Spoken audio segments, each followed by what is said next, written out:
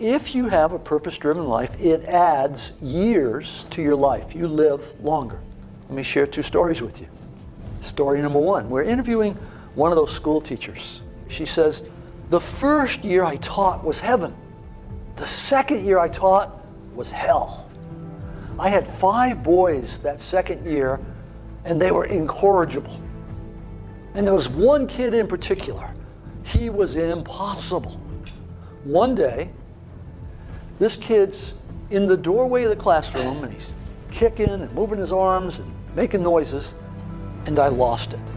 She said, I'm ashamed to say these words, but I walked towards that kid with the intention of kicking him.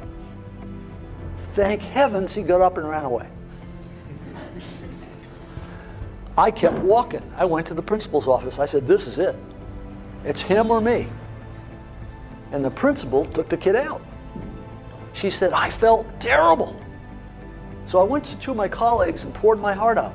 And they said to me, you are not the key to every door. And as she said those words, she burst into tears in the interview. And we waited a long time. And then she looked up and said, I hated that. Those words, you can't be the key to every door. She said, so I decided to become the key to every door. Instead of pushing disruptive kids away, I began to seek them out. I began to bring them into my world. I read every book I could find. I kept notes. I ran experiments. I kept notes on the experiments. And then she kind of pulled herself up and said, today, I am the key to every door. When there's a disruptive, troubled kid in the school, they say, give her to Miss So-and-so. She seems to know what to do with them. That's a profoundly important story. It's a story of transformative learning. When I have a higher purpose, I find the energy and the courage to go outside my comfort zone. Now, the second story is a lot closer to home. I once had a daughter. She was single. She was living in Washington, D.C. She had reached that point in life where she said, there's not a good man left on the earth. And then she found one, and she got really excited. Relationship grew. And then one day our phone rang. She's talking to her mother, and I know what's going on. This guy just dumped her. This daughter is the firstborn child. Many firstborn children share a common characteristic. If they're miserable, they want you to be miserable too. Okay? And she said, I'm coming home this weekend. I thought, oh, no.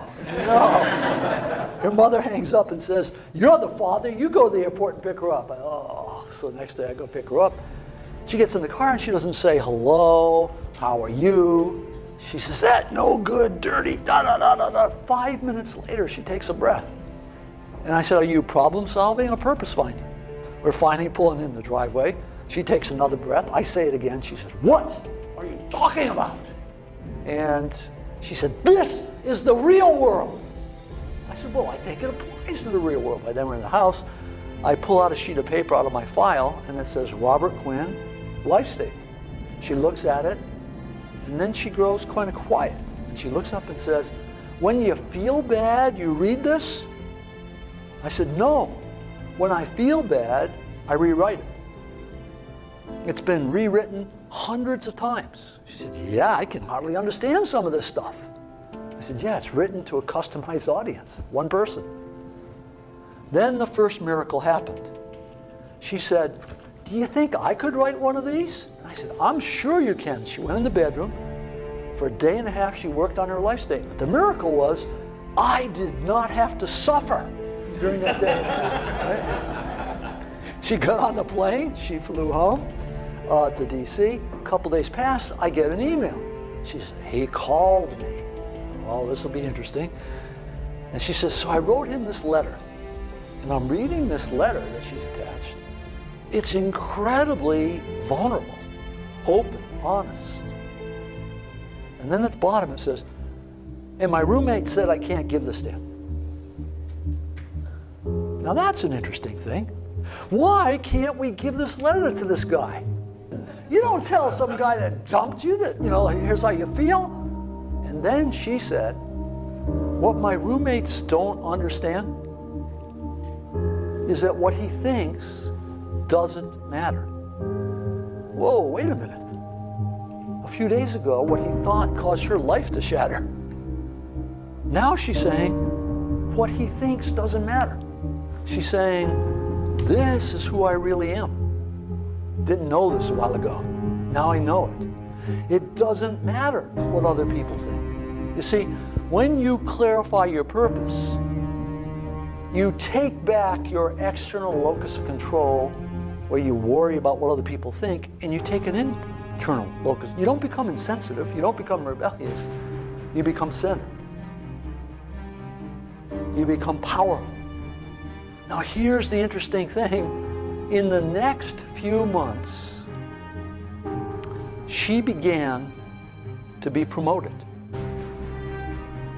Her career turned. Why?